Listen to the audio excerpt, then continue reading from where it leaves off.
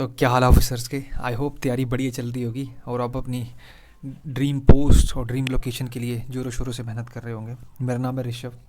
मैंने जो सीरीज शुरू करी है मिशन इंस्पेक्टर, इसमें आज हम करेंगे स्टैटिक जीके के कुछ इंपॉर्टेंट क्वेश्चंस जो प्रीवियस ईयर में डिफरेंट एग्जाम्स में पूछे गए हैं। तो चलो शुरू करते हैं हम अपने पहले क्वेश्चन के साथ।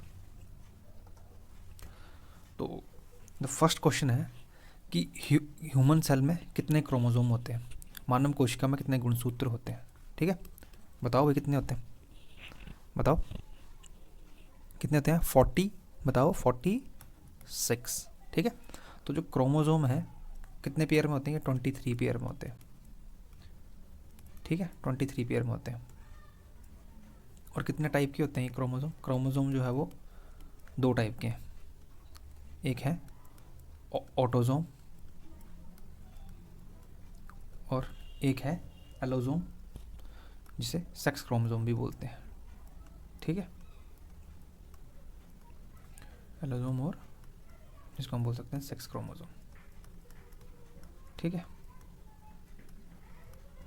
ये होते हैं। ठीक है, तो ऑटोसोम में कितने पेयर आते हैं, 22 पेयर जो होते हैं वो हमारे ऑटोसोम होते हैं और एक पेयर होता है जो हमारा, उसे सेक्स क्रोमोसोम बोलते हैं। ठीक है, तो मेल में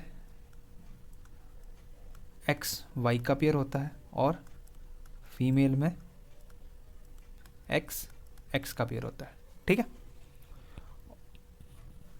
और ये बताओ कि क्रोमोसोम की लोकेशन कहाँ है। क्रोमोसोम जो है कहाँ होते हैं, ये हमारे सेल के न्यूक्लियस में होते हैं। ठीक है, तो कहाँ होते हैं क्रोमोसोम, न्यूक्लियस में होते हैं। और क्रोमोसोम में एक और चीज़ है इंपॉर्टेंट, जो डीएनए है वो कहाँ पे होता है। वो डीएनए जो है वो हमारा क्रोमोसोम में होता है। ठीक है, जो डीएनए है वो क्रोमोसोम में पाया जाता है। और क्रोमोसोम कहाँ पाए जाते हैं, वो न्यूक्लियस में पाए जाते हैं। कितनी टाइप के होते हैं क्रोमोसोम, दो टाइप के, एक ऑटोसोम और दूसरा एलोसोम। एलोसोम को और क्या बोलते हैं, सेक्स क्रोमोसोम। ठीक है, तो इसके कितने पेयर होते हैं, इसका एक ही पेयर होता है। ठीक है, मतलब एक तरह से दो क्रोमोसोम होते हैं। तो जो बाकी आपके 44 क्रोमोसोम हैं उनको आप ऑटोसोम बोल सकते हैं, और जो दो हैं उन्हें हम सेक्स क्रोमोसोम बोलते हैं। ठीक है, तो चलो नेक्स्ट क्वेश्चन देखते हैं। नेक्स्ट है हमारा कि ऑक्सैलिक एसिड इनमें से किस में पाया जाता है। जो ऑक्सैलिक एसिड है वो इन चारों में से किस में होता है, बताओ किस में होता है वो ऑक्सैलिक एसिड। तो सबसे पहले ये बताओ, चींटी जो डंक मारती है उसमें कौन सा होता है, ऑक्सैलिक होता है उसमें, नहीं, कौन सा होगा फिर, उसमें होता है हमारा फॉर्मिक एसिड। ठीक है, चींटी जो डंक मारती है उसमें कौन सा होता है, फॉर्मिक होता है। तो ये तो आंसर है नहीं। ऑरेंज, ऑरेंज में कौन सा होगा, ऑरेंज तो जो हमारे खट्टे फ्रूट है, सिट्रिक फ्रूट्स, तो उसमें कौन सा होता है, जहाँ सारे खट्टों में सिट्रिक एसिड होता है। ठीक है, तो इसमें तो सिट्रिक है, तो ये भी नहीं है। अब बताओ, अब विनेगर और स्पेनिच बता किस में ऑक्सैलिक एसिड होता है। तो सही आंसर है स्पाइनिच। जो पालक होता है ना उसमें होता है हमारा ऑक्सैलिक एसिड। ठीक है, तो विनेगर में कौन सा एसिड होता है फिर, विनेगर में हमारा होता है एसेटिक एसिड। कौन सा एसिड होता है विनेगर में, एसिटिक एसिड। ठीक है, तो देखो ये सब चीज़ें आपको पता होनी चाहिए। जैसे सिट्रिक, जो जितने सारे खट्टे फ्रूट्स हैं उसमें सिट्रिक एसिड ही होगा। एंड की स्टिंग में कौन सा होता है, फॉर्मिक एसिड होता है। और विनेगर में एसिटिक और ऑक्सैलिक एसिड किस में होता है, स्पेनिच मतलब पालक में हमारा ऑक्सैलिक एसिड होता है। नेक्स्ट देखते हैं। नेक्स्ट आ गया हमारा question, chemical name of vitamin B6। अब B6 का रासायनिक नाम बताओ। ठीक है, बताओ फिर कौन सा, बताओ, लगाओ गैस लगाओ, पहले जो आपने आज तक पढ़े हैं बताओ। पहले तो विटामिन है कौन कौन से, विटामिन इंपॉर्टेंट जो है, जैसे A है, B है और C है, D है, और बताओ कौन कौन सा विटामिन है, K है, बताओ, और E है। ये हैं जो हमारे विटामिन हैं।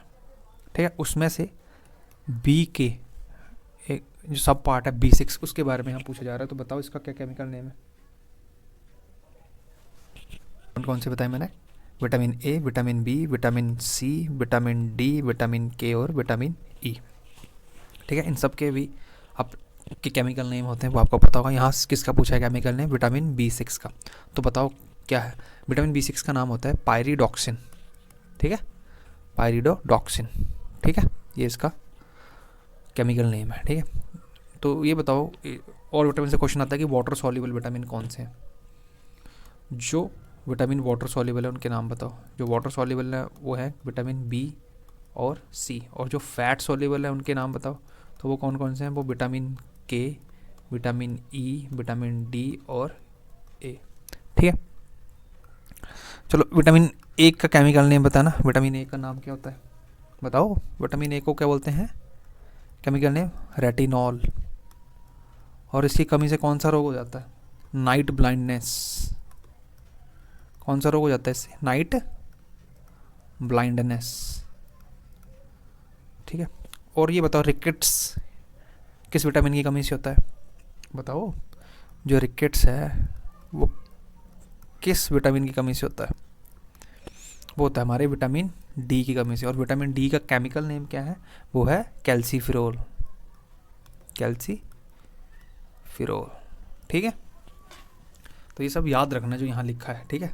वाटर सॉल्युबल कौन से विटामिन है, बी और सी, और फैट सॉल्युबल कौन से हैं, के, ई, डी, ए। तो चलो नेक्स्ट क्वेश्चन देखते हैं। नेक्स्ट है कि which instrument is use to measure the humidity in the atmosphere. इनमें से कौन सा यंत्र जो यूज़ किया जाता है वायुमंडल की आर्द्रता को नापने के लिए, कौन सा है बताओ। वो है हमारा हाइग्रोमीटर। जो हाइग्रोमीटर है वो यूज़ किया जाता है एटमॉस्फेयर की ह्यूमिडिटी के नापने के लिए, ठीक है। अगला क्वेश्चन देखो। अगला क्वेश्चन है कि where is the pituitary gland located. जो पिट्यूटरी ग्लैंड है, जो पिट्यूटरी ग्रंथि है, वो कहाँ लोकेटेड होती है बताओ। पिट्यूटरी ग्लैंड को और क्या बोलते हैं, मास्टर ग्लैंड भी बोलते हैं। क्या बोलते हैं, मास्टर ग्लैंड, ठीक है। बताओ कहाँ होता है, तो ये हमारा होता है ब्रेन में, ठीक है। ये देखो यहाँ, ये है पिट्यूटरी ग्लैंड, यहाँ होता है हमारा पिट्यूटरी ग्लैंड। तो ये देखो ब्रेन, जो ब्रेन है हमारा वो कितने पार्ट्स में डिवाइड होता है, वो हमारा 3 पार्ट्स में डिवाइड होता है, ठीक है। कौन कौन से पार्ट होते हैं, सबसे पहले है फोर ब्रेन, फिर है हिंड ब्रेन, और फिर है मतलब एक है मिड ब्रेन, ठीक है। और ब्रेन में जो लार्जेस्ट पार्ट है उसको क्या बोलते हैं, जो लार्जेस्ट पार्ट होता है ना ब्रेन को, उसे बोलते हैं सेरेब्रम। ये जो पार्ट है, ये जो पार्ट आप देख रहे हो ना, ये इसे बोलते हैं लार्जेस्ट पार्ट ऑफ ब्रेन, इसे बोलते हैं सेरेब्रम, ठीक है। तो आपको ये याद रखना है, ठीक है। तो यहाँ से मैं क्या पता चला कि जो पिट्यूटरी ग्लैंड है वो कहाँ होता है, वो ब्रेन में होता है। और जो हमारा ब्रेन होता है वो कितने हिस्सों में डिवाइड होता है, वो 3 हिस्सों में डिवाइड होता है। कौन कौन से, फोर ब्रेन, मिड ब्रेन और हिंड ब्रेन। और जो ब्रेन का सबसे बड़ा जो पार्ट है वो है सेरेब्रम, ठीक है। ये आपने देख लिया होगा, ठीक है। तो चलो नेक्स्ट देखते हैं। Next, the smallest blood vessel in the body is. शरीर की सबसे छोटी रक्त वाहिका क्या होती है बताओ। वो होती है हमारी कैपिलरी। कैपिलरी जो होती है वो स्मॉलेस्ट ब्लड वेसल होती है इन द बॉडी। और जो कैपिलरी है इसका काम क्या होता है, ये करती हैं ट्रांसपोर्टेशन फूड। क्या करती हैं, ट्रांसपोर्टेशन करती हैं ब्लड, फूड, न्यूट्रिशन, कहाँ, सेल को, ठीक है। ट्रांसपोर्ट करती हैं क्या, सेल को ट्रांसपोर्ट करती हैं क्या, ब्लड, आपका ऑक्सीजन और न्यूट्रिएंट्स। किसको, सेल्स को, ठीक है। और इसका क्या काम होता है, ये कनेक्ट करती हैं आर्टरी और वेन को, ठीक है। तो जो कैपिलरी है ना वो हमारी पूरी सर्कुलेशन में इंपॉर्टेंट रोल प्ले करते हैं, मतलब इसी की वजह से वहाँ सर्कुलेशन संभव है, ठीक है। तो जो आर्टरी है उसको, आर्टरी क्या होती हैं बताओ। आर्टरी होती हैं जो कैरी करती हैं ऑक्सीजनेटेड ब्लड को, ठीक है। जो ऑक्सीजन वाला ब्लड होता है ना उसको ये लेके आती हैं हार्ट से। और जो वेन होती हैं वो क्या करती हैं, वो जो डीऑक्सीजनेटेड जो ब्लड होता है ना वो उसको हार्ट को सप्लाई करती हैं, ठीक है। मतलब वेन लो ऑक्सीजन वाला ब्लड लेके आती हैं और जो आर्टरी होती हैं वो ऑक्सीजनेटेड ब्लड लेके आती हैं, ठीक है। कौन सा ब्लड लेके आती हैं, ऑक्सीजन वाला ब्लड, ठीक है। तो अब हमने यहाँ देखा कि सबसे स्मॉलेस्ट ब्लड वेसल कौन सी है, वो है कैपिलरी। और कैपिलरी क्या करती है, वो हमारी आर्टरी और वेन्स को कनेक्ट करती है। ये जो है ये सारी जो है ये सारा जो पार्ट देख रहा है ये सारी कैपिलरीज हैं और इनका काम है ट्रांसपोर्ट करना क्या, ब्लड, ऑक्सीजन और न्यूट्रिएंट्स को, किसको, सेल को। और जो आर्टरी हैं वो क्या होती हैं, जो आर्टरी हैं वो क्या है, जो हमारा ऑक्सीजनेटेड ब्लड जो है उसको कैरी करती हैं, ठीक है। ये हार्ट से उस ब्लड को बाकी हिस्सों तक लेके जाती हैं और जो वेन्स होती हैं, जो लो ऑक्सीजन वाला ब्लड होता है उसको हार्ट की तरफ को लेके आती हैं, ठीक है। नेक्स्ट क्वेश्चन देखते हैं। बोलता है what is the unit of work done, कार्य की इकाई क्या है, बताओ। ये तो आसान क्वेश्चन है, बताओ कार्य की इकाई क्या है। तो क्या होती है, जूल। जूल जो है सही आंसर है। तो वाट किसकी इकाई है, वाट जो है वो हमारी पावर की। डेसिबल किसकी है, साउंड की। और एम्पेयर किसकी है, करंट की, ठीक है।